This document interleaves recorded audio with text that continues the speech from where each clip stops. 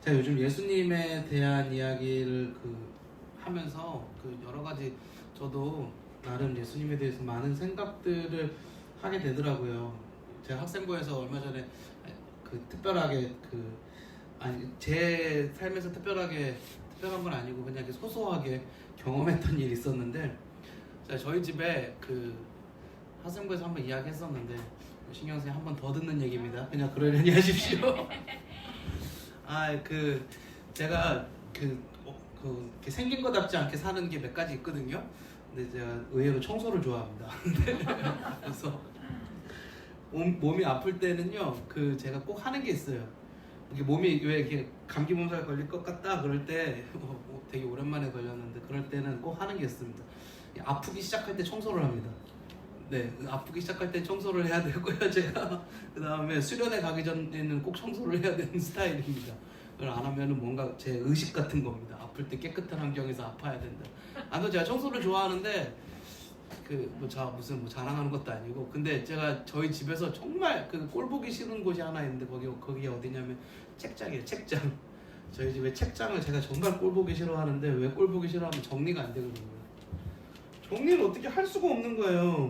저희 집에 책이 한 1000권 정도 되는데 제 책을 어떻게 막 이중으로 책장을 막 하고 완전 쓰레기장처럼 책장이 돼 있어갖고, 어느 날 저는 친한 선배 목사님한테 이야기를 했어요. 내가 우리 집에서 책장이 진짜 꼴 보기 싫고, 다 좋은데, 내가 집에서 다 좋은데 책장이 마음에 안 든다 그랬더니 저희 선배 목사님이 저한테 한마디를 하더라고요. 네가 그래서 장가를 못 간다고. 제가 막 화를 냈어요. 아니 왜 도대체 그거하고 장가하고 뭔 상관인데 꼭 무슨 말만 하면은 그렇게 연결을 하냐고.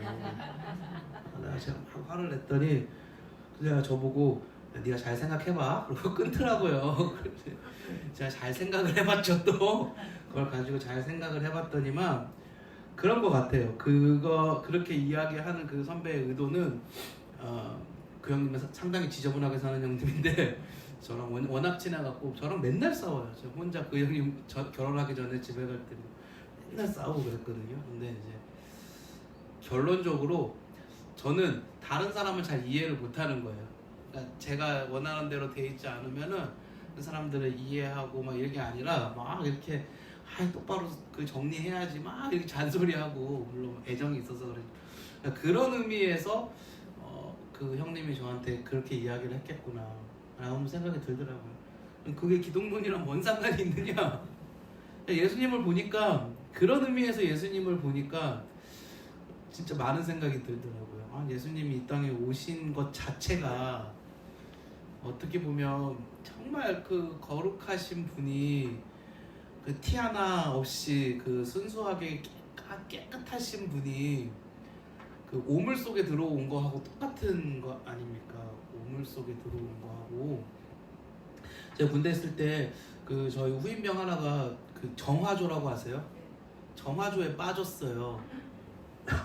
그래서 제가 거기 의무실에 무슨 독이 올라가지고 죄송하지만 더러운 독이 며칠간 했다가 이 친구가 다시 돌아왔는데 다 씻었고 다 치료받고 왔음에도 불구하고 내무실에서 그 친구를 저쪽 구석에다가 거의 한 일주일간 격리를 시켜놨어요. 가까이 오면, 표현이 좀 죄송합니다. 가까이 오면 죽여버린다면서 선생님들이 이렇게 자가격리를 시켜놨어요. 그때 당시에 20년 전에. 사람들은 그것도 되게 더러워하잖아요. 근데 예수님께서는 정화통에 스스로 들어가신 것 아닙니까? 그러니까 그분이 정말로 사람을 사랑하고 정말 사람을 이해하지 못하면 이건 불가능한 일이구나 라는 생각이 들더라고요. 참 의식의 흐름이 알 수가 없죠. 제가 제 스스로도 참 공간이 안 가는데 아무튼 그런 생각을 했습니다. 근데 한번 나누고 싶었어요. 네, 아무 이유 없고요. 그냥 예수님에 관한 기독론을 하면서 그냥 좀 한번 나누고 싶다라는 생각이 들었습니다. 네, 오늘은 그래서 우리가 첫 번째 이제 우리가 세 챕터로 나눠서 하고 있다고 계속해서 말씀드리고 있잖아요. 첫 번째 챕터는 그 예수님이 어떤 분이신지, 뭐 구약에서 말하는 예수님이 어떤 분이신지, 그리고 뭐 예수님이 어떤 분이신지에 관한 내용이었고, 두 번째는 오늘 할 내용이죠. 예수님의 공생의 활동. 예수님이 이 땅 가운데 그 거룩하시고 그 깨끗하신 예수님이 이 땅 가운데 오셔서 예수님이 어떠한 일들을 행하셨는지에 관련된 그러한 내용이고, 마지막으로 특별히 예수님의 뭐 십자가 마지막 사역들 있죠. 진짜 이 땅에 오신 목적들을 이루시는 그 과정, 십자가, 그리고 부활하심, 그리고 승천하심. 그러니까 예수님의 이제 거의 마지막 사역들에 관련돼서 이제 내용을 한다고 했었습니다. 첫 번째 챕터는 우리가 끝났고요. 두 번째 챕터에서 첫 번째 말씀 사역도 지난 시간에 함께 나누었었고요. 예수님이 백성들한테 그 전도하시고 또 설교하신 사역도 했었고요. 이제 오늘 내용은 예수님께 기적 사역입니다. 기적 사역. 근데 이 예수님의 기적 사역을 우리가 크게 세 가지로 좀 나누어서, 성경이 예수님의 우리가 기적 또는 이적이라고 할 수 있는 부분들이 있어요. 그러니까 쉽게 얘기하면은 초자연적인 초자연적인 행동, 그 예수님의 예수님의 행동이라고 할 수 있겠죠. 초자연적인 일들이죠. 그러니까 여기에는 어떤 것들이 있냐면 크게 세 가지로 나눠줄 수가 있는데, 첫 번째 축출이라는 거는 귀신 축출, 귀신과 관련된 사역을 하셨고요. 두 번째 예수님께서 하신 사역이, 두 번째 사역이 뭐였지? 갑자기 머리가 안 돌아. 네, 치유 사역이었고요. 치유, 그러니까 뭐 병 같은 거. 그리고 여기는 죽음에 대한 치유도 있었습니다. 그리고 마지막으로 이제 그 자연 기적. 그러니까 이를테면 그 자연이, 이를테면 우리가 뭐 예수님께서 뭐 바람에게 명령을 하신다던가, 아니면 바다에게 명령을 하신다던가, 뭐 이런, 아니면은 자연의 뭐 여러 가지 동물, 식물 등에 명령을 하신다던가, 뭐 이런 일들이 있었잖아요. 이런 일들에 관한 자연 기적, 이렇게 크게 예수님의 기적을, 복음서에 나온 예수님의 기적을 기양 분류를 해보자면 이렇게 축출, 치유, 자연, 이렇게 크게 세 가지로 나눌 수가 있어요. 그러면 이 각각 축출, 치유, 자연 기적들의 오늘의 우리가 해야 할 바는 어떠한 것들이 있었으며, 첫 번째 어떠한 것들이 있었으며, 그 종류라고 할 수 있겠죠. 어떠한 것, 종류. 두 번째, 그것에 예수님이 이런 일들을 하신 각각의 의미가 무엇인지에 관한 것들을 우리가 오늘 확인해 보려고 합니다. 첫 번째, 어떠한 종류가 있는지, 귀신 축출에는 어떠한 종류가 있었는지, 그 다음에 귀신 축출의 의미는 무엇이고, 예수님의 치유의 의미는 무엇이고, 예수님의 자연 기적의 의미는 무엇인지, 이렇게 우리가 정리를 해놓고, 오늘 우리가 어떤 것을 할 것이다는 항상 정리해놓고 하는 게 좋겠죠. 자, 그리고 보시면 사복음서에 기록된 예수님의 기적을 빈도별로 모두 다 이렇게 적혀져 있는 거예요.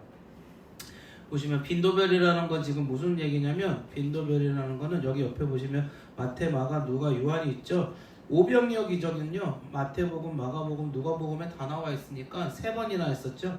그 3번이나 나오는 거죠. 굉장히 많이 나오는 편인 겁니다. 3번이나 나오죠. 자, 여기 보면은 그냥 한 번만 이렇게 벳세다의 맹인 고침 같은 경우에는 그냥 한 번만 이렇게 툭 나오는 경우도 있어요. 네, 그렇기 때문에. 그리고 특별히 그냥 혼자서 잘 나오는 거는 이 요한복음의 기사들이 그냥 혼자서 나오는 경우들이 많고요. 그리고 조금 더 누가복음에도 그러한 내용들이 이렇게 많이 있어요.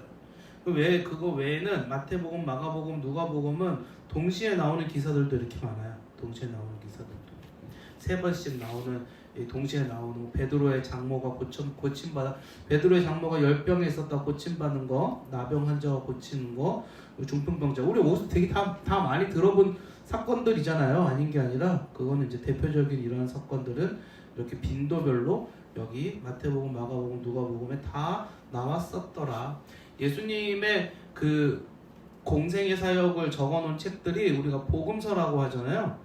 마태복음서, 마태가 쓴 복음서, 마가복음서, 마가가 쓴 복음서, 누가복음서, 누가가 쓴 복음서, 요한복음서, 요한이 쓴 복음서, 이런 식으로 이 복음서라고 그러잖아요. 이 복음서에서 각각 다르게 기록된 것도 있고 잘 똑같이 기록된 것도 있는데 거기서 우리가 많이 기록된 것들이 그나마 좀 더 우리 많이 알고 이 다 세 저자들이 다 중요하게 생각했구나 이렇게 생각해 볼 수가 있을 것 같습니다. 자, 그래서 여기는 빈도별이었고요. 두 번째는 이제 종류별로 나눠본 겁니다. 종류별. 어떤 종류가 있느냐? 자 보세요. 아까 우리가 그냥 그대로 했던 그대로입니다. 귀신 축출의 종류가 있고요. 귀신 축출. 두 번째 질병, 그러니까 치유 사역이죠. 세 번째가 당연히 뭐겠습니까? 자연기적이겠죠. 자연기적. 이렇게 종류별로 세 가지로 나눠봤어요. 귀신 축출은 어떠한 일들이 예수님의 귀신 축출을 관련된 사건들은 이런 것들이 있구나 이렇게 한번 쭉 보시면 되고요. 그 다음에 질병치료는 이만큼의 질병치료가 있네요. 질병치료는 이만큼이 있구나 이렇게 보시면 되고요. 이 번호를 제가 잘못 적어놨네요. 그 귀신 축출이 총 8가지입니다. 번호를 잘못 적은 게 아니라 칸을 잘못 해놨네요. 이렇게 조금 내려주시면 좋을 것 같아요. 치료도 치료도 죽은 나사로까지가 치료입니다. 그리고 그 밑이 자연기적입니다. 죄송합니다. 이거 제가 왜 이렇게 오타를 안 고쳤나봐요. 뭘 하다가 실수로 못 고쳤나봐요. 네, 여기서부터가 치료가 되겠죠?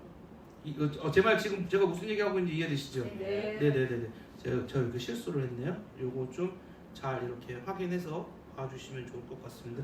여기까지가 그러니까 요만큼이 치료가 되고 요 밑은 다 자연기적이 되는 겁니다. 이해되시죠? 네, 그래서 치유 사역이 제일 많습니다. 치유 사역이 이만큼 많습니다. 치유 사역이 많고 자연기적도 많고요. 귀신 축출도 적지 않습니다. 거의 귀신 축출하고 자연기적은 비슷하고 치유 사역이 제일 많이 나오죠. 자, 이제 그러면 한번 의미를 볼까요? 예수님의 귀신 축출부터 귀신 축출. 이 귀신 축출의 의미를 우리가 한번 살펴볼 거예요. 예수님 귀신 축출하신 의미가 무엇일까? 그 의미에 대해서 살펴보기 전에 이해를 돕고자 사탄과 귀신은 어떤 존재인가? 사탄과 귀신은 어떤 존재입니까? 그럼 사탄과 귀신은 어떤 존재입니까? 한국적인 관점에서 귀신은 너무 어려워요. 그렇지 않습니까? 한국적인 관점에서 귀신은 너무 어려운 것 같습니다. 그 청소년 애들이 특히 좀 남학생들보다 여학생들이 많이 그러는데 그런 거에 되게 무서운 거, 귀신 이런 거에 되게 관심이 많아요. 그래서 그런 영화들도 되게 좋아하고 공포, 호러 영화 이런 것도 되게 좋아하고 그런 쪽에 엄청 관심이 많더라고요. 근데 하도 미디어 매체에서 그렇게 어려서부터 그런 것들을 보다 보니까 귀신에 대해서 이 잘못된 관점을 상당히 많이 갖고 있습니다. 그래서 귀신을 죽은 사람의 원혼 그리고 뭔가 한국적인 정서에서는 한이설인 이런 거지 않습니까? 귀신은 그런 거 아닙니다. 성경에서 말하는 귀신은 절대로 그렇지 않죠. 성경에서 말하는 귀신은 뭐죠? 일단 좀 먼저 그냥 여기 이렇게 써 있는 것만 읽으면 재미가 없으니까 성경에서 말하는 귀신은 정확히 말하면 사탄의 하수인입니다. 사탄의 하수인. 그러니까 다른 말로 하면은 부하가 되겠죠. 사탄이 움직이는 사탄의 부하들이 귀신이라고 할 수 있을 것 같습니다. 그러면은 그 사람들이 생각하는 하얀 소복 입은 귀신이라던가 아니면 아무튼 그 수많은 그 귀신들은 뭘까요? 이제 그건 인간의 상상의 산물이기는 한데 어떤 인간의 근원적인 공포와 맞물려 있는 상상의 산물이면서 동시에 또 어떤 것을 보여주냐면 실제로 귀신이 변화무쌍할 수 있는 영적인 존재라는 거, 인간을 홀리는 데 있어서 그러니까 그런 모습으로도 인간에게 영향을 미칠 수 있었다라는 것들은 분명한 점들이 있죠. 좀 더 정확하게 이제 보면서 한번 설명을 해보겠습니다. 사탄, 마귀, 귀신이란 어떤 존재일까요? 사복음서에서는 마귀와 귀신에 대해서 다양한 용어를 사용하는데 마귀와 사탄은 같은 존재입니다. 마귀와 사탄은 같은 존재래요. 마귀하고 사탄, 마귀 이퀄 사탄이라는 거죠. 마태복음에서는 마귀라고 부르기도 하고요, 사탄이라고 부르기도 합니다. 예수님의 씨 뿌리는 비유에서 길가에 떨어진 씨를 즉시 빼앗는 자를 마가복음에서는 사탄이라고 부르는데 누가복음에서는 마귀라고 부릅니다. 같은 명칭이라는 거죠. 근데 이 마귀하고 사탄은 그 성경에서 여러 가지로 또 다르게 나와요. 다른 호칭이 있어요. 그 호칭은요, 바알세불, 시험하는 자, 악한 자, 귀신의 왕, 원수, 이 세상의 임금 등으로 이렇게 사용되어지고 있죠. 자, 그 다음에 마귀의 졸개들에 대해서 대표적인 명칭은 귀신이다. 그러니까 아까 제가 설명드렸듯이 마귀 이퀄 사탄이고 그 아래에 귀신이라는 그 존재가 있는 거죠. 그렇죠. 수하로. 여기 지금 귀신의 왕이 마귀고 사탄은 그의 수하, 부하 뭐 이렇게 되는 겁니다. 그렇죠.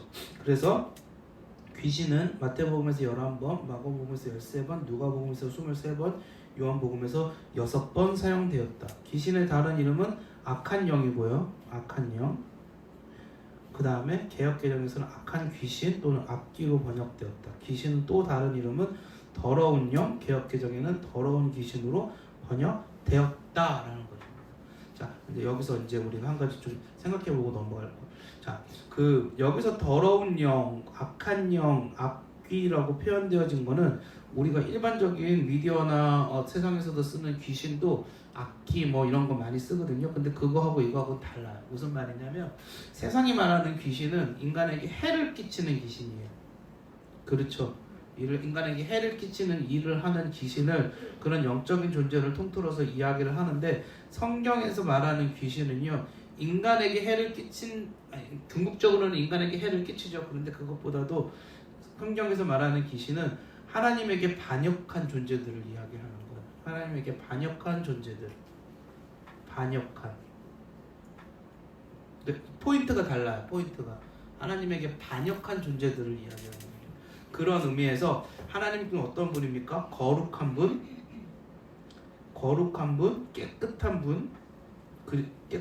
분, 그러니까 성령 막 이런 분이시잖아요. 그렇기 때문에 지금 여기 보면은 거룩한, 선한 이거하고 반대되는 말이 뭐예요? 선한, 악한, 거룩한하고 더러운 반대되잖아요. 깨끗한, 더러운 반대, 이걸 이야기하는 겁니다. 그러니까 하나님하고 완전히 대척점에 있는 사람이 아니라 영적인 존재를 의미하는 거죠. 그런데 그런 귀신을 예수님께서 축출하셨다, 쫓아내셨다, 끄집어내셨다, 수많은 귀신 들린 사람에게서 귀신을 쫓아내 주셨다라는 것에 의미하는 바가 무엇이냐? 첫 번째,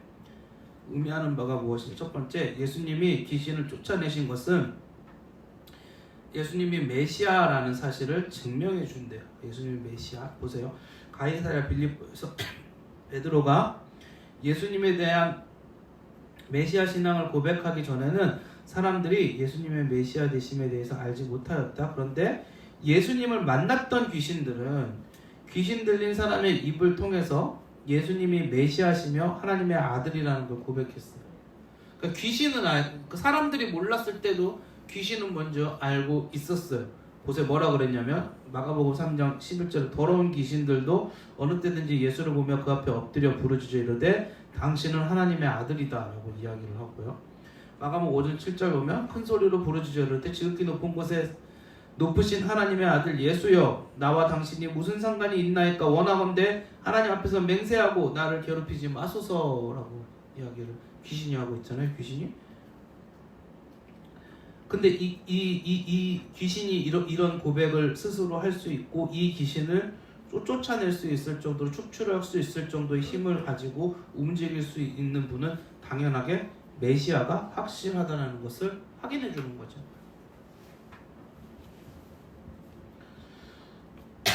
귀신 들려 눈 멀고 말 못하는 사람을 예수님이 고쳐주셨을 때 사람들은 이렇게 말합니다. 혹시 오실 다윗의 자손이 아닐까? 즉 예수님이 귀신을 쫓아내신 사건은 먼저 예수님이 메시아라는 사실을 증명해 준다. 자, 보시면 예수님이 뭐 귀신 들려서 눈 멀고 말 못하는 사람을 이렇게 고쳐주신 때가 있거든요. 그때 사람들이 먼저 이야기를 하는 거예요. 다윗의 자손이 아닐까? 다윗의 자손이라는 건 뭡니까?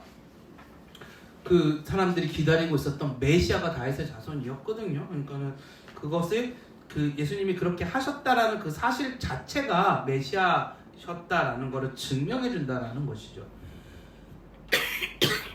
두 번째, 예수님이 귀신을 쫓아내신 것은 예수님의 인격과 사역을 통해 하나님의 나라가 이미 도래했다는 증거이다. 아까는 지금 우리가 예수님의 메시아 되심을 확인했죠. 두 번째는 하나님 나라의 도래예요. 하나님 나라는 어떻게 이 땅에 오게 되는 겁니까? 도래라는 건 오게 되었다는 거잖아요. 하나님 나라는 어떻게 오게 됩니까? 어떻게 오게 되었어요? 우리 하나님 나라 했을 때 한번 이야기했는데 예수님이 이 땅에 오심으로 말미암아, 이 예수님이 메시아 되신 예수님이, 구원자 되신 예수님이, 하나님의 아들이신 예수님이, 여러 가지 그 예수님이 이 땅에 오심으로 말미암아 이 땅이 하나님의 나라가 되었다. 하나님이신 예수님이 이 땅에 오심으로 말미암아 이 땅에 하나님의 나라가 되었다라는 걸 보여주는데, 그 예수님이 귀신도 움직이실 수 있는 분이니까 당연하게 그분이 하나님이라는 것을 증명해 주는 것이다. 이해되시죠? 예수님의 인격과 사역을 통해 하나님의 나라가 이미 도래했다는 증거이다.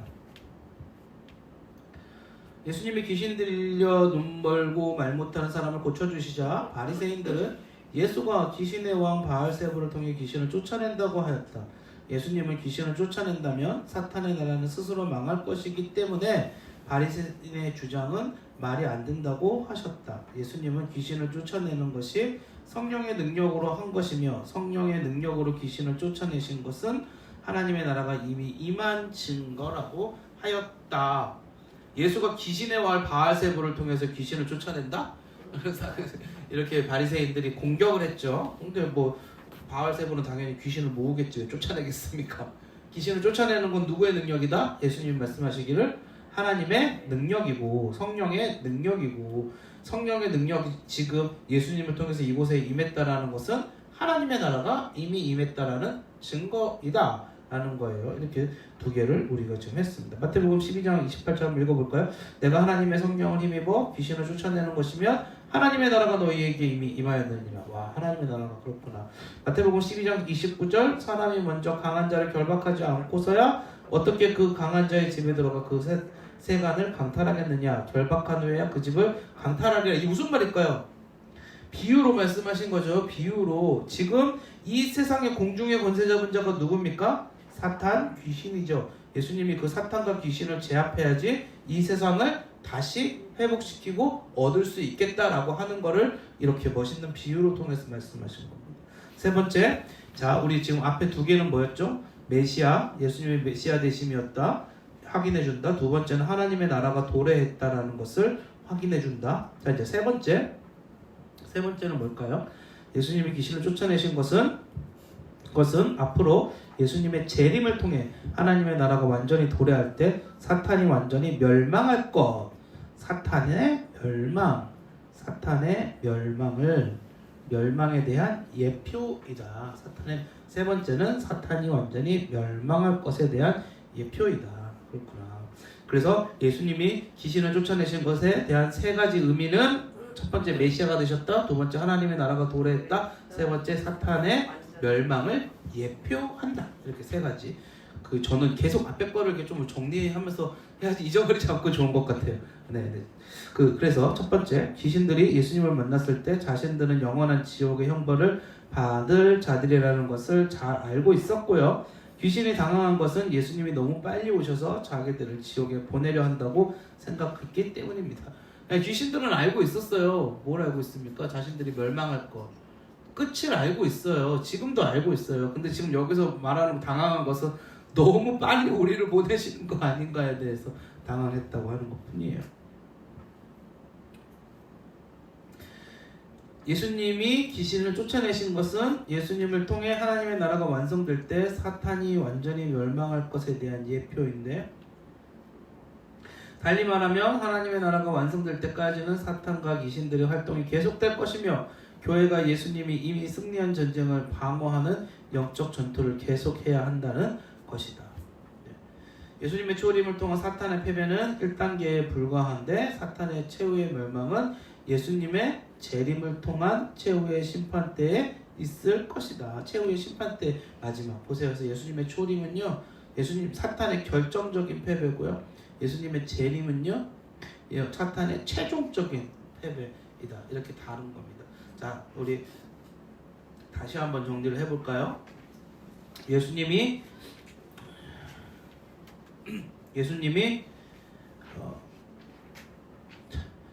자, 지금 귀신 축출의 의미는 정신이 없어요. 귀신 축출의 의미는 귀신 축출. 네, 세 가지가 있었죠. 첫 번째 뭐였죠? 네, 아유 너무 우등생밖에 없으신 것 같아. 메시아 대신 두 번째 네, 하나님의 나라의 도래. 세 번째가 뭐였죠? 네, 사탄의 멸망에 대한 예표. 네, 이렇게 세 가지 예수님이 귀신 축출하신 것에 대한 의미입니다. 의미. 우리가 아무렇지도 않게 예수님이 귀신 축출하신 걸 그냥 성경을 통해서 몇 번을 봤는데 거기에는 이러한 의미가 있었구나라는 것들을 우리가 좀 확인하는 시간이 되었었으면 좋겠어요. 자, 두 번째, 이제 예수님의 치유. 예수님의 치유는 제일 많이 나옵니다. 복음서에서 제일 많이 나오는데 지금 보시면은 여기에 지금 그 매기를 고치셨다. 안목분자를 고치는 것도요 4번이나 하셨어요. 각각 다르게 보세요. 달라요. 우리는 조금 헷갈리죠. 어떻게 보면 금행인인 것 같고 그 사람이 그 사람인 것 같고 저는 한 번 보다 보면은 막 헷갈리더라고요. 그 사람이 그 사람인 것 같고 저 사람이 저 사람인 것 같고 좀 다릅니다. 그래서 이렇게 표로 정리된 게 도움이 될 때가 있어요. 그렇지 않고 우리가 그냥 쭉 보면 막 헷갈릴 때가 있는데 표로 정리된 걸 우리가 한번 보면 이렇게 좀 저기가 구분이 되는구나라는 것들을 경험을 하게 돼갖고 좋은 점이 있는 것 같아요. 한번 보시면 되고 죽은 자를 살리신 것도 3번이나 했어요. 죽은 야이로의 딸을 살리시고 과부의 아들도 살리셨고 나사로도 살리셨고 나병 환자, 당시로서는 가장 큰 병이 나병 환자였죠. 2번이죠. 나병 환자, 그다음에 10명 나중에 가갖고 1명만 돌아와서 감사했다. 그 나병 환자. 자, 그 다음에 보면 기타 하나씩 나오는 자료들. 베드로의 장모, 중풍, 손 마른 사람, 혈루증, 12의 혈루증, 노마 백보장, 기먹고 말 더듬는 자, 수종병, 대제사장의 종, 왕의 신하의 아들, 베데스다, 연못에 38년 된 환자, 뭐 이렇게 나오죠. 대제사장의 종 뭔지 아세요? 대제사장의 종? 네, 대제사장의 종 베드로가 그 기 잘랐잖아요. 말고. 네, 그거 얘기하는 겁니다. 네, 그거 이야기하는 겁니다. 네. 자, 이제 넘어가 보겠습니다.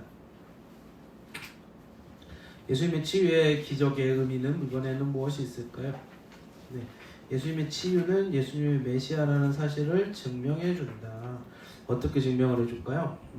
예수님의 치유, 물로 그 왕의 신하의 아들을 고치고 물로 포도주가 이게는 네, 이제 넘어갈게요. 이거 예수님의 치유라기 물로 포도주를 만들었다. 네, 이것도 치유라고 보는 것 같아요. 네, 어떤 부분에 근데 그 자연 기적에 더 가깝죠. 38년 된 병자를 고치시고 5,000명을 먹이시고 무리를 걷고 이것도 자연 기적이죠. 그냥 이건 전체적인 표적의 종류라고 돼 있네요. 표적의 종류는 예수님의 능력, 어떤 능력을 나타냈는가. 예수님의 질, 공간, 시간, 양, 자연, 질병, 죽음. 이거는 제가 책을 보고 정리를 했었는데 제가 보면서도 좀 이상했는데 이거 치유라기보다는 예수님의 기적에 관련된 그 정리입니다. 예수님의 기적에 관련된 정리입니다. 보시면 될 것 같고요. 각각 예수님의 기적은 이러이러한 부분에서 가능했다라는 것, 질을 초월하고 질적인 면에서, 공간적인 면에서, 시간적인 면에서, 양적인 자연, 질병, 죽음 이런 부분에 있어서 예수님은 각각 그 여러 가지 기적들을 행하셨는데 그 기적들은 예수님의 메시아라는 것을 증명해 준다고 합니다. 넘어가면 될 것 같고요. 두 번째, 예수님의 치유는요, 예수님의 메시아 예수님의 오심으로 하나님의 나라가 이미 도래했다는 거. 뭐 귀신 축출하고 똑같네. 그렇죠. 귀신 축출하고 똑같습니다. 아까 그리고 이 메시아라는 것도 귀신 축출하고 사실 똑같죠. 아까 보면은 지금 이게 전체적으로 초월하고 이 표는 그랬었지만 이 치유 기적에서도 보면 예수님이 질병을 초월하고 막 이러시잖아요. 우리 시간을 초월하고 이런 것들을 하실 수 있는 분이 사실은 메시아 되시는 예수님밖에 없는 거죠. 메시아 되시는 예수님. 앞에 내용하고 동일한 겁니다. 예수님이 하나님의 아들 되심과 메시아 되심을 메시아 되시지 않았으면 이러한 일들을 하실 수 없습니다. 똑같이 예수님께서 치유하신 것은 하나님 나라가 이미 도래했다는 것도 보여주는데, 특별히 구약 성경의 예언자들이 이사야 선지자가 이렇게 이야기를 했어요. 그때 어느 때겠습니까? 메시아가 올 때에 맹인의 눈이 밝을 것이며 못 듣는 사람의 귀가 열릴 것이며 저는 자는 사슴같이 뛸 것이며 말 못하는 자의 혀는 노래하리니 이는 광야에서 물이 솟겠고 사막에서 시내가 흐를 것이니라 라고 이야기를 하고 있는데, 예수님의 이사야서 인용 보면 예수님이 세례 요한이 감옥에서입니다. 예수님이 하신 일을 듣고 제자들을 보내요 예수님이 메시아인 줄을 물었을 때 예수님이 이사야서를 인용해 말씀하셨습니다. 메시아가 올 때 맹인이 눈을 밝을 것이며 라고 했는데, 예수님께서 하신 말씀, 맹인이 보며 못 걷는 사람이 걸으면 똑같죠? 인용하신 거예요. 인용하신 거. 이 인용하신 거는 무슨 말이냐? 지금 내가 메시아이다라는 걸 직접 드러내서 보여주시는 그러한 거죠. 예수님이 우리 처음 했을 때 구약 속에서의 예수님이 이 땅에 그 구약을 모두 이루고 오심으로 메시아 되심을 증명했잖아요. 메시아 되심을 증명했었던 걸 우리가 그때 공부했었잖아요. 그렇죠? 네, 그렇듯이 예수님이 메시아라는 것을 스스로 증명해서 정확하게 보여주시는 장면들입니다. 자, 예수님의 치유는 장차 예수님의 재림으로 완성될 하나님 나라에서 더 이상 질병이 없을 것에 대한 예표이다라고. 아까는 우리 그 귀신 축출에서 마지막 게 뭐였죠? 사탄의 완전한 멸망이었죠. 그러니까 하나님의 나라가 완성되면, 다른 말로 하면 두 가지가 여기서 보여주는 겁니다. 첫 번째, 사탄의 완전한 멸망. 두 번째, 더 이상의 질병이 없음이 되는 거죠. 예수님의 치유는 재림으로 완성된 하나님 나라에서 더 이상의 질병이 없을 것에 대한 예표이다. 예수님이 병자들을 고쳐주신 동기 중에 하나는 병자들에 대한 긍휼 때문입니다. 병자들을 긍휼히 여긴다는 것이 질병을 고쳐주신 가장 중요한 동기는 아니래요. 만일 긍휼이 가장 중요한 동기였다면 예수님이 당시의 모든 병자를 고쳐주실 것입니다. 그러나 예수님은 당시의 모든 병자를 고쳐주시지 않았습니다. 대표적인 예로 베데스다 못가에 앉아있던 수많은 병자 가운데 38년 된 병자만을 고쳐주셨죠. 긍휼이 있었습니다. 그러나 긍휼만이 목적은 아니었어요. 그러면 예수님이 치유 사역을 통해서 보여주시고자 했던 것은 하나님 나라가 이미 왔다는 걸 보여주시려고 그랬고, 첫 번째. 그러나 다 치료하지 않으셨던 것은 아직 하나님 나라가 완전히 도래하지는 않았다라는 것을. 이거 우리 하나님 나라 하면서 이야기했었죠. 이미 하나님 나라가 이 땅에 왔지만 아직 완성되지는 않았다라고 그때 한번 배웠었죠. 거기에 대한 이야기입니다. 그래서 하나님 나라가 완전히 도래한 새하늘과 새 땅에서는 더 이상의 뭐가 없을 것이다? 질병이 없을 것이다에 대한 것을 보여주는 것입니다. 밑에 한번 읽어보시고요. 예수님이 안식일에 치유를 많이 하신 것도 이러한 이유 때문이다. 원래 안식일에는 아무것도 못하는 게 유대인의 법이었죠. 그러나 왜 그렇게 못하게 했었습니까? 안식일은 하나님의 창조주 되심과 구속주 되심을 기념하는 날이어서 하나님이 쉬셨던 것을 기념하며 사람도 같이 쉬었던 것인데, 그런데 예수님께서 그런 것을 넘어서서 치유를 하신 이유는 무엇이었냐면, 하나님이 사람을 안식일에 참여하게 하신 것은 하나님이 완성하신 창조세계를 선물로 받아 누리며 기뻐하고 즐거워하면서 하나님께 감사하며 예배하도록 하기 위한 것인데, 그러나 인간은 하나님께 대한 불순종으로 죄를 지어 하나님의 안식에 들어갈 수 없게 되었어요. 그래서 구원은 하나님의 안식에 다시 들어갈 수 있도록 건짐을 받은 것이랍니다. 그래서 타락 이후의 안식일을 지키는 것은 창조 기념일만이 아니라 구원 기념일이기도 합니다. 그러나 예수님의 초림으로 시작된 구원이 아직 구원의 완성은 아니에요. 예수님의 재림을 통해 하나님 나라가 완성될 때 완전한 구원, 종말의 새 창조가 시작될 것입니다. 그래서 안식일은 새 창조가 올 것을 기대하면서 새 창조의 날을 미리 누리는 날이기도 합니다. 예수님이 안식일에 병자를 고친다라는 것은 바리새인들의 비난에도 불구하고 안식일에 병자를 고치신 이유는 안식일이 새 창조 대망일로서의 특성을 갖기 때문입니다. 안식일에도 아직 병자가 있었다라는 것은 하나님 나라가 완성되지 않았다라는 증거이고, 예수님은 그 안식일의 병자를 고쳐주심으로써 예수님을 통해 하나님의 나라의 통치가 임했을 뿐만 아니라 새 창조 때는 더 이상 질병이 없이 영원한 안식을 누리게 될 것을 미리 보여주셨던 것입니다. 이 지금 길게 읽었는데 이해되시죠? 무슨 이야기인지 이해되실 거예요. 간략하게만 다시 한번 말씀드리자면, 아직 이미 죄송합니다. 제가 계속 말씀드렸던, 이미 하나님의 나라가 아직 임하지 않았어요. 그렇죠? 그러나 예수님 때문에 이미 임했어요. 예수님 때문에 이미 임했습니다. 그러나 아직 임하지 않았기 때문에 이 땅에 뭐가 있어요? 죄가 있고 질병이 있어요. 그래서 예수님께서 오셔가지고 이 죄와 질병을 고쳐주시는 거예요. 언제도? 안식일에도. 원래 안식일은 어떤 날입니까? 하나님이 창조하신 것을 기념하는 날이고, 또 한 가지 예수님이 새롭게 우리를 구원하실 것을 기념하는 날이잖아요. 그런데 아직 이것들이 해결되지 않고 아직 완벽한 하나님의 나라가 이르지 않았기 때문에 예수님은 이날에도 치유를 통하여서 너희에게 장차 완벽한 구원과 더 이상의 죄와 질병이 존재하지 않는 하나님의 나라가 임할 것이다 라는 것을 보여주시는 거라고. 이해되시죠? 무슨 말인지. 말장난 아닙니다. 네, 말장난 아닙니다. 마지막 세 번째, 기적의 종류가 뭐뭐 있었죠? 자꾸 하는 이유는 앞에 거 잊어버릴까봐. 기적의 종류가 뭐 있었죠? 이렇게 물어보면 저도 순간 제가 물어봐 놓고도 뭐 있었죠? 머릿속으로 자꾸 생각하고 있거든요. 기적의 종류가 뭐 있었죠? 귀신 축출, 네, 치유, 질병 치유. 마지막에 이제 뭐 우리가 할 게 뭘까요? 네, 자연스럽게 자연입니다. 네, 웃기려고 했는데 아무도 안 오셔가지고 자연스럽게 자연입니다.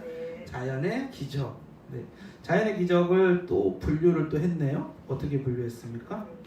음식 기적, 바다 기적, 물고기 기적, 저주 기적. 물고기 기적이 좀 많아요, 그렇죠? 네, 어떤 의미가 있는지. 자, 예수님의 자연 기적의 의미는 어떤 의미가 있는지. 예수님은 공생의 기간 수많은 자연 기적을 행하셨는데, 예수님의 자연 기적 사역도 예수님의 기적 가운데 매우 두드러진 특징이다라고 되어져 있습니다. 예수님이 자연을 대상으로 기적을 행한 사건이 의미하는 바는 다음과 같습니다. 첫 번째, 예수님의 자연 기적은 예수님이 또 뭐라는 것을? 메시아라는 것을. 이제 우리 이 세 가지 기적 다 예수님이 무엇이라는 것을 증명해 준다고. 첫 번째는 다 메시아라는 것을 다 똑같이 이야기를 했네. 그럼 당연히 두 번째는 뭐겠어요? 자세한 내용 얘기 전에 두 번째 한번 볼까요? 두 번째는 뭐였어요? 예수님의 자연 기적은 메시아 예수님으로 오신 무엇이 도래했다고요? 하나님의 나라가 도래했음을. 하나님의 나라가 도래했음을. 와, 이것을 보여준다. 세 번째는 당연하게 뭐겠어요? 이제 완성에 대한 예표겠죠? 완성에 대한 예표. 첫 번째 귀신 축주는 사탄의 멸망을 완성될 것에 대한 예표였죠. 두 번째 치유는 뭐였습니까? 질병이 없어질 것에 대한 예표였죠. 세 번째는 이제 뭐예요? 예수님의 자연 기적은 예수님의 재림으로 하나님의 나라가 완성될 것. 이 자연 자체가 원래 하나님 만드신 거잖아요. 그것이 완성되는 것을 보여주는 것이다. 자세한 내용 한번 읽어보겠습니다. 그래서 메시아라는 사실을 증명해 주는데, 정말 죄송한데 제가 물 한 잔만 떠올게요. 목이 제가 네. 목이 갈라져가지고 네, 죄송합니다. 소리가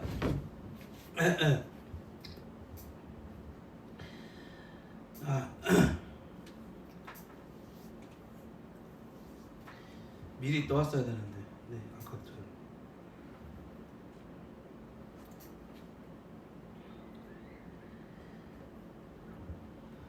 죄송합니다.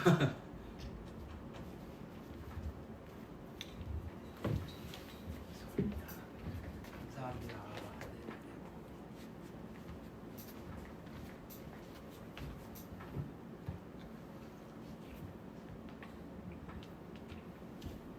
네, 예수님이 풍랑과 파도를 잠잠하게 하시며 성난 바다를 제어하신 기적과 바다 위를 걸어서 풍랑 속에서 위기에 빠진 제자들을 구하신 이런 구원의 기적들은 하나님의 창조, 출애굽, 종말에 바다에 대한 주권을 행사하시는 것을 배경으로 한다. 포세이돈이신. 포세이돈 하면 안 돼. 그거 포세이돈 그리스 신화를 만들어낸 거고. 네, 여기서 중요한 단어가 무슨 단어일까요? 주권입니다. 주권. 네, 주권. 주권이 뭐죠? 네네, 스스로 권리죠, 권리. 근데 바다를 움직일 수 있는 권리라는 거는 이 세상에 그 어떤 그 왕도 불가능했던 일이고 세상에 그 어떤 인간 지도자는 절대로 가능하지 않았고 불가능했던 일이죠.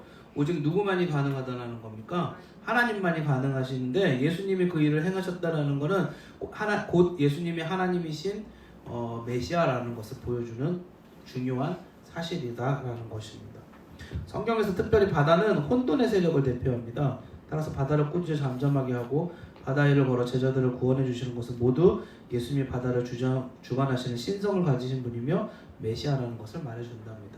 두 번째, 예수님의 자연기적은 메시아 예수님의 오심으로 하나님의 나라가 현재 도래했음을 말해주는데 오병이어로 5,000명을 먹이신 사건, 7병이어로 4,000명을 먹이신 사건, 가나 혼인잔치에서 물로 포도주를 만들어 결혼잔치가 풍성하게 되도록 하신 기적들은 모두 음식을 먹여주시는 것과 관련된 기적입니다. 음식과 관련된 기적이었어요. 이런 음식 기적들은 종말의 메시아 잔치에 대한 그림들인데 메시아 시대에는 빵과 포도주가 넘치는 것이 특징이고 따라서 이런 음식 공급의 기적들은 메시아 잔치가 예수님의 초림으로 이미 이루어진 것을 증명해 줍니다. 무슨 말이냐?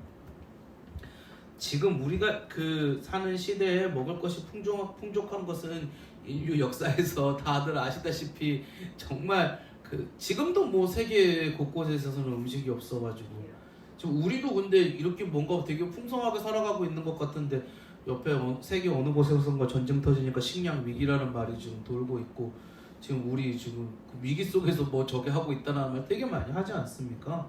그러니까 인류의 한계죠, 한계. 어디까지나 한계. 근데 그러한 음식에 대한 양의 폭발적인 증가, 질의 변화 이런 것들을 보여주는 것은 예수님께서 오심으로 말미암아서 예수님이 계시는 그 자리가 하나님의 나라의 도래가 있다라는 것을 보여준다라는 뭐 그런 그런 의미의 이야기고요. 실제로 그런 것들을 교회에서 경험해 보시는 경우들이 상당히 많은 것 같은데 저도 어렸을 때 그런 경험들이 많았어요. 저는 이제 학교에서 동아리 활동으로 이렇게 많이 했던 그 기독교 동아리 활동을 친구들이랑 되게 열심히 했었던 적이 있는데 뭐를 하다 보면 그 음식 같은 경우에는 이렇게 뭐든지 먹을 것들이 이렇게 그냥 저희가 예상치 않았는데 자꾸 하나님 주시는 경우들이 상당히 많더라고요. 그러니까 예수님이 함께 하시는 곳은 이렇게 풍성하게 만들어 주시는 경우들이 저는 이거를 어떻게 제가 말로 표현할지 말이 잘 안 나오는데 실제로 많았습니다.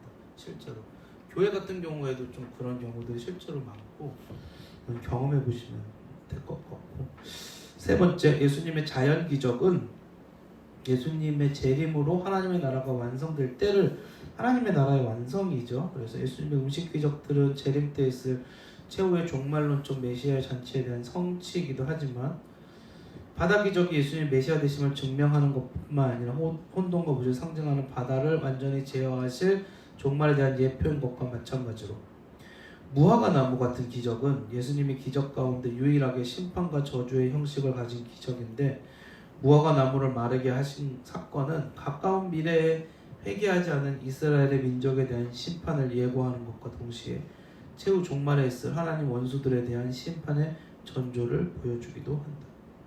그래서 예수님의 이러한 기적들은 하나님의 나라에 완성될 때 어떠한 일들이 있을지, 악의 세력은 멸망하고 그 다음에 하나님 나라의 백성들이 살아나는 그런 역사가 일어날 것에 대한 것을 계속해서 보여주었죠. 마지막으로 예수님의 기적의 현재적 적용. 예수님의 기적의 현재적 적용. 예수님의 잠깐만. 예수님의 기적이 지금 우리가 살아가고 있는 시대에 벌어질까요?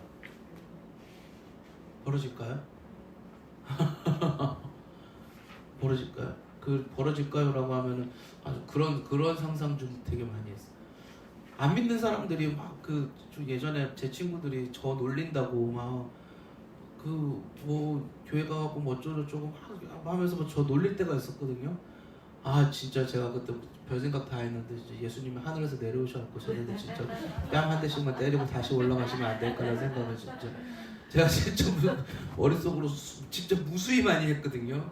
예전에 한번 얘기했나, 제가 한때 친구들이랑 당구를 많이 쳤었는데 얘기했었죠. 내가 맨날 질 때 예수님께 기도해봐. 그럼 진짜 저것들이 진짜 하늘에서 예수님 내려오셔가지고 진짜 이 무거운 당구 대하이를 엎어버려야지 저것들이 말을 듣지. 제가 별 생각 다 했었는데 근데 우리나라에서는 지금 우리는 기적이 잘 일어나지 않습니다. 분명한 건 기적이 지금 잘 일어나지 않습니다. 그런데 그거 아세요? 지금도 선교지에서는 기적이 상당히 많이 일어나더라고요. 제가 동기들이나 친구들이나 목사님들 이야기 들어보면 선교지에서는 오늘 우리가 배웠던 귀신 추출의 기적도 생각보다 많이 일어나고요. 자연 기적도 생각보다 많이 일어나고요. 그러니까 우리가 선교지에 가지 않고 대한민국에 살아서 그렇지 우리가 지금 오늘 배웠던 이러한 모든 기적들이 생각보다 선교지에서는 많이 일어나고 있습니다. 자, 그러면 문제. 그들이 믿는 예수님하고 우리가 믿는 예수님하고 다를까요? 근데 왜 그들은 기적이 많이 일어나고 우리는 기적이 별로 일어나지 않을까요? 우리가 지금 막 갑자기 귀신 들린 사람들이 쫓아나가고 우리 막 오늘 기도했는데 여기 있는 귤이 집에 갈 때 되니까 200개가 돼 있고 이러지는 않잖아요. 왜 그들한테는 실제로 기적이 지금 태국 뭐 어디 미얀마 제가 얘기 들어보니까 이쪽에서 선교 사역하시는 분들이 실제로 기적이 엄청 일어난대요. 기도했더니 귀신 들린 사람 쫓아가고 아픈 사람이 치유받고 막 이런 기적들이 진짜 일어난대요. 못 믿겠으면 와서 보라 그러는데 제가 비행기표가 없어가지고 못 가봤는데 근데 실제로 제가 그 얘기를 한두 번 들은 게 아니라 무수히 많이 들었습니다. 선교지에서는 일어난답니다. 왜 선교지에서는 일어나는 게 우리나라에서는 안 일어날까요? 네네? 환경이 그래서 그러지 않을까요? 거기에서 믿을 수 있는 환경이랑 우리랑 믿을 수 있는 환경이 많이 틀려서 그쪽에서는 이때 예수님 처음 왔을 때 예수님 많은 기적을 보여주고 사람들이 많이 따랐잖아요. 근데 지금 저희 세대는 저희는 많이 배웠고 또 많이 느꼈고 많이 저희 어렸을 때 좀 경험한 것도 있고 통해서 이런 걸 통하지 않는 이런 눈으로 보이는 기적을 통하지 않아서라도 우리는 충분히 말씀 듣고 믿고 할 수 있지만 거긴 아직은 불모지잖아요. 그래서 그쪽에서는 말씀보다 이렇게 한번 보여주고 하는 게 거의 다음 주에는 우리 이꼰대 집사님 강의를 하셔야 될 것 같은 느낌인데 맞습니다. 거의 정답이십니다. 기적이라는 게 좋아 보이는데 눈에 보이는 기적이라는 게 생각해보면요 굉장히 자극적입니다. 그래서 눈에 보이는 기적이 없어지면은 신앙이 흔들려요. 이 기적이라는 게 우리는 제가 아까 이거 좀 살짝 함정 질문이었어요. 무슨 말이냐면 기적을 굉장히 좋은 것처럼 포장을 해가지고 왜 저 사람들한테 보여주는데 우리한테는 안 보여줍니까? 라고 제가 살짝 포장을 해갖고 이야기를 함정 질문이었거든요. 우린 기적을 굉장히 바래요. 우리는 예수님에 대해서 초자연적인 예수님을 굉장히 좋아합니다. 능력 있는 예수님, 초자연적인. 그래서 우리 삶에서 예수님을 어떻게 바라보냐면 내 삶의 문제를 해결해 주시는 분으로 자꾸 예수님을 가둬버리고 예수님 내 삶의 문제를 해결해 주시고 내 삶의 어려움들을 이끌어 주시는 분이 되어 주셔야 된다라고 우리는 강요하고 있어요. 예수님한테. 제 말 무슨 말인지 이해되시죠? 근데 원래 성경이 우리가 지금 예수님에 대해서 계속해서 배워가고 있지만 성경이 말하는 예수님은 그런 예수님이 아니에요. 우리가 배울 예수님은 우리의 삶의 어려움을 해결해 주시는 분들이 아니에요. 근데 기적을 강조하다 보면 이게 뭐가 됩니까? 그렇게 예수님을 만들어 버려요. 예수님을.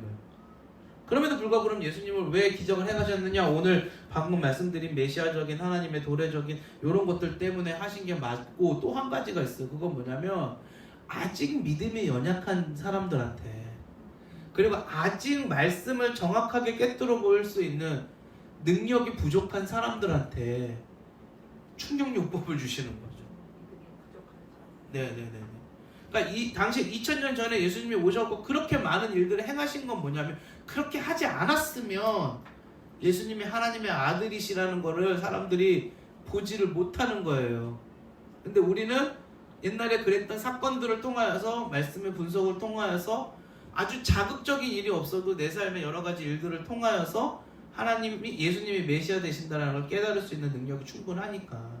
아까 환경이 다르다는 얘기 좋은 말씀하셨는데, 그렇기 때문에 여러분, 우리가 이 기적이 많지 않은 게 훨씬 더 성숙한 신앙입니다. 아니, 그들이 잘못된 신앙을 갖고 있다는 게 아니라 이게 훨씬 더 성숙한 신앙입니다. 물론 장단점들은 다 있어요. 다 있는데, 근데 기적을 바라는 신앙이 결코 그렇게 좋은 신앙이 아니라는 거 말씀드리는 거. 저도 애들이랑 치킨 피자 엄청 먹거든요. 제가 치킨은 메추라기요, 피자는 만나다 그러면서 만나 메추라기로 그 삶을 연명했던 적이 있었거든요. 엄청 맛있어요. 며칠 전에도 만나 메추라기를 한 번 더 먹었는데 엄청 맛있더라고요. 오랜만에 먹으니까 더 맛있더라고요. 엄청 맛있는데 걔가 좋은 겁니까? 아니, 좋지 않죠. 그거 계속 먹으면 이렇게 됩니다. 계속 엄청 맛있는데 그거 먹으면 그걸 계속 먹을 수는 없어요. 꾸준하게 먹을 수 있는 음식은 심심한 집밥이거든요. 맛이 없어도 심심한 집밥은 꾸준하게 먹을 수 있지만, 그 음식은 꾸준하게 먹으면 안 되는 음식인 거예요. 이해되시죠? 기적은 약간 그런 것 약간 그런 겁니다. 그러니까 기적에 제가 이 이야기를 하는 이유는, 예수님의 기적에 관한 설교나 기적에 관한 이런 것들을 막 하면 사람들이 마음속에, 저도 그랬거든요. 저도 은근하게 내 삶에도 기적들이 일어났으면 좋겠다. 하나님 번호 6개만 좀 알려주세요, 진짜. 네, 제가 항상 마음속에 품고 있는 제 친구들의 바람과 저의 번호 6개만 알려주세요, 진짜. 이런 거 있잖아요. 번호 6개 뭔지 모르시는 분들은 정말 감사한 분들입니다. 그런 거 있잖아요. 그런 거. 근데 그런 게 좋은 게 아니라는 거죠. 그런 게 좋은 게 아니라. 일상적으로 하나님이 내 삶에서 어떻게 역사하시는지, 말씀을 통하여서 내가 진짜 나아가야 될 바가 무엇인지를 확인하고 나가는 게 진짜 아름답고 진짜 좋은 신앙. 여러분들 진짜 여기서 수업 이렇게 함께 하시는 거 진짜 좋은 신앙입니다. 그러니까 우리는 우리 삶에서 현재적으로 우리가 기적을 생각할 때 그 부분을 먼저 베이스에 두고서 기적에 대한 관념을 가졌으면 좋겠어요. 제가 오늘 말을 엄청 더듬네요. 죄송합니다. 예수님의 기적을 지나치게 미래적으로만 해석하지서는 안 됩니다. 현재적으로 적용세번 할 때 예수님이 행하신 축기나 치유 같은 기적이 예수님의 초림과 재림 사이의 교회 시대에는 전혀 일어날 수 없다는 생각은 너무 극단적이고요. 하나님의 나라가 예수님을 통해 현재 이 세상에 현존하고 있다는 것을 너무 무시하거나 과소평가하는 것입니다. 현재 교회 시대에도 얼마든지 예수님이 기적을 통해 보여주셨던 축사나 치유, 자연 기적 등이 일어날 수 있습니다. 이는 예수님이 지금도 하나님의 주권적인 통치를 교회와 세상 가운데 행하고 계시기 때문입니다. 이해되시죠? 우리는 예수님의 기적을 지나치게 현대적으로만 해석해서도 안 됩니다. 미래적으로만 해석해서도 안 되고, 지나치게 현대적으로만 해석해서도 안 됩니다. 이것은 마치 하나님의 나라가 도래했기 때문에 모든 것이 기적적으로 일어날 수 있다는 식으로 생각해서는 안 된다는 것입니다. 모든 것이 기적적으로 지금 우리의 삶에서 모든 것이 다 기적이 일어나지 않아요. 기적이 일어날 수 있는 가능성이 있다고 해서 하나님의 모든 일을 기적을 통해 행하실 것이라고 생각하면 오해예요. 제가 왜 그런지 방금 설명을 드렸죠. 기적은 상당히 생각보다 자극적인 거예요. 우리는 기적을 바라볼 때 어떻게 봐야 되냐면, 기적은 완성될 하나님의 나라가 이미 도래했음을 보여주는 표적이 될 뿐이에요. 표적이 될 뿐입니다. 여러분, 진짜 기적이 뭔지 아세요? 우리 다 기적을 경험했는데 진짜 기적이 뭔지 아세요? 다 이미 다 아시네요. 근데 우리가 예수님 믿었다는 게 진짜 기적입니다. 네, 우리가 예수님 믿었다는 게 진짜 기적입니다. 예수님의 기적이 하나님 나라의 현대적 도래에 대한 표적이라는 것은 예수님의 치유가 일종의 샘플적 성격을 가진 것임을 보여줄 뿐 현재 모든 질병을 완전히 기적적으로 고쳐주신다는 의미는 아니다. 이 세상에 하나님의 나라가 완성되어 더 이상 질병이 없을 때까지 신자들은 이 세상에 사는 동안 질병에 걸릴 수도 있다. 교회 시대의 신자들의 질병을 치료하는 일반적인 방법은 기적이 아니라 의사나 약을 통한 하나님의 일반적인 은혜 치료이다. 그래서 기도할 수는 있죠. 기도는 할 수 있죠. 그런데 기적적인 치료로서 기도하는 것보다 또 하나님께서 그런 방법으로 고침을 받는 것은 아니라는 거죠. 일반적인 치료를 거부하면 안 되죠. 옛날에 사이비들이 그런 거 되게 많았어요. 기도원 들어가가지고 막 안 때리면서 막 하고 막 이러면 뭐 살아날 거라고, 병원에 갈 필요 없다고. 말도 안 되는 소리입니다. 네, 그렇게 하나님 지금 그렇게 모든 걸 자극적으로 역사하시면 역사하시지 않습니다. 네, 넘어가서 마지막으로 예수님의 초림으로 시작되었고 예수님의 재림으로 완성된 하나님 나라의 통치는 총체적이고 전인적입니다. 예수님의 기적의 여러 측면, 즉 축기와 치유와 자연 기적은 죄로 타락한 이 세상을 다시 회복하시고 구원하시고 완성하시는 모든 측면을 포함합니다. 인간의 죄로 인한 사탄의 나라와 예수님의 하나님의 나라는 이렇게 옮겨갑니다. 사탄의 종로로부터 해방, 인간의 몸과 영혼의 완전한 구원, 자연의 완전한 회복. 그래서 이게 하나님의 나라의 도래가 되는 거죠. 정리를 해볼까요? 예수님의 기적은 세 가지 종류가 있었습니다. 오늘 우리가 했을 때 첫 번째 축출이 있었고요. 두 번째 치유가 있었고요. 세 번째 자연적인 자연 기적이 있었죠. 근데 이러한 것들의 의미를 우리가 살펴보았을 때 이 세 가지는 모두 일단 동일한 한 가지 의미를 품고 있었는데 그거는 메시아 대심이었죠.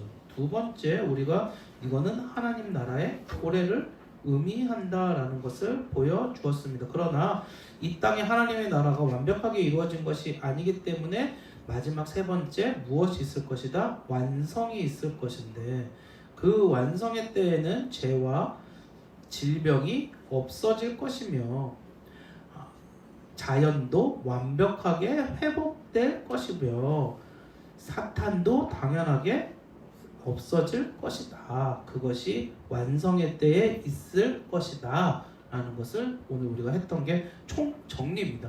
이렇게 총정리가 되시죠? 네, 그렇게 해서 오늘 예수님의 기적에 관해서 했고요. 다음 주가 조금 중요해요. 다음 주가. 네.